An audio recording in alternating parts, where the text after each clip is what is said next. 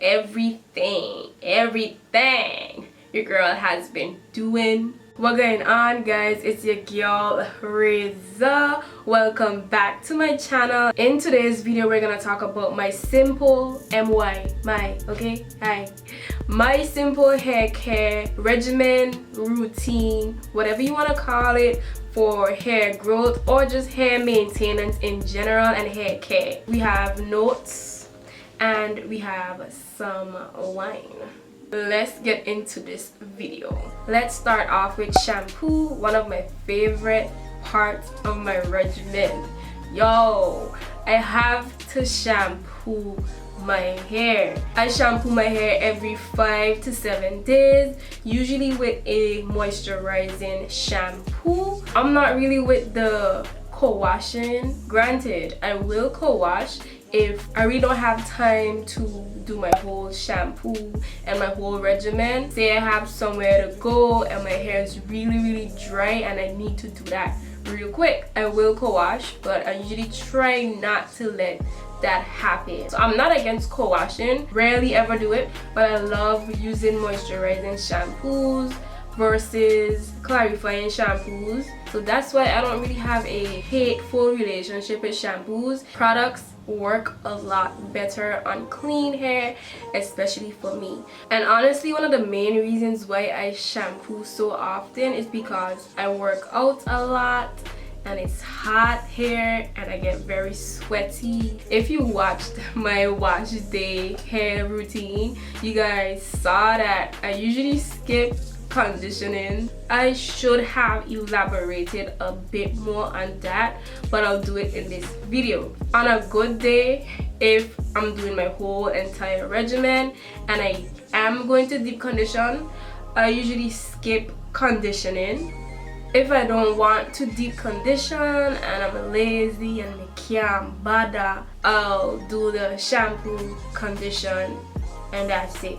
That's where it comes down to me knowing my hair and knowing exactly what my hair needs at that moment. But if I use a very moisturizing shampoo, I don't technically have to use a conditioner. I can jump straight into deep conditioning. But if I use a very clarifying shampoo, then your girl have to condition. So let's jump into deep conditioning. Someone asked me what's the difference between conditioning and deep conditioning. So basically, conditioning doesn't really penetrate deep into the hair as a deep conditioner would. They'll have different ingredients that can be a lot more penetrating in a deep conditioner versus the conditioner, and most of the times for a deep conditioner you leave it in longer than you would a conditioner.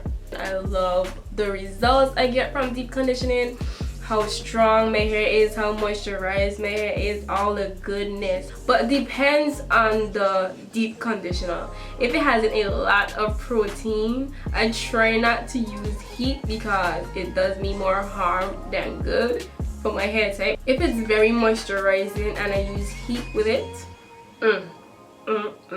my time frame is between 15 to 30 minutes with heat. If I don't use heat, I'll go for like 40 minutes, an hour, a day. No, I'll pass. Once a month or every 2 months, I'll use a protein-based deep conditioner. Once I see no bounce, no spring back, no jigga boot, I know it's time for a protein treatment.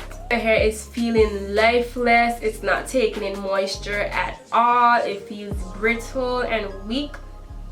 As I step outside the shower, a leave-in conditioner goes in. Sometimes I'll bypass my whole moisturizing routine and twist my hair only with the leave-in conditioner. I can get away with having leave-in conditioner in my hair only for about 1 to 2 days without it getting super dry, but it depends on the leave-in conditioner. Right when I cut my hair, I was doing wash and goes a lot. You guys noticed I could not wait until my hair got longer for me to start back twisting my hair. So that's my go-to style right now. Twist, medium-sized twist, or sometimes I'll do mini twist. I do switch it up sometimes, like today you guys see me having a bun. Yo, I have not done a bun on my hair. Well, a decent looking bun in a while since I've had my hair cut. It wasn't that it was impossible or that I couldn't bun my hair, but I don't like bunning my hair if I have to use a lot of hairpins. And I still do wash and goes from time to time, but right now twists are my go-to. It's easy for me to do, it's easy for me to manage, it's easy for me to maintain.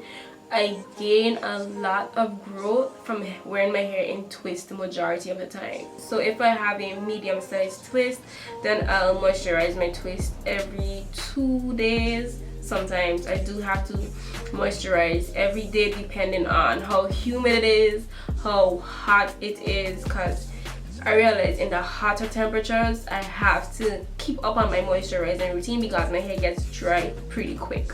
If I do find a good twisting product that leaves my twist moisturized for days on, then that will be so bomb. Y'all, I'm always massaging my scalp.